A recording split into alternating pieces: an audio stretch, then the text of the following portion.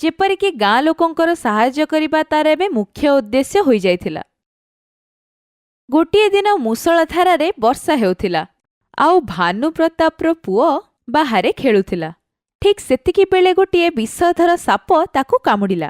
ଭାନୁପ୍ରତାପ ଶୀଘ୍ର ତା ପୁଅକୁ କାରରେ ବସେଇଲା ଆଉ ହସ୍ପିଟାଲ ଆଡ଼କୁ ବାହାରିଗଲା।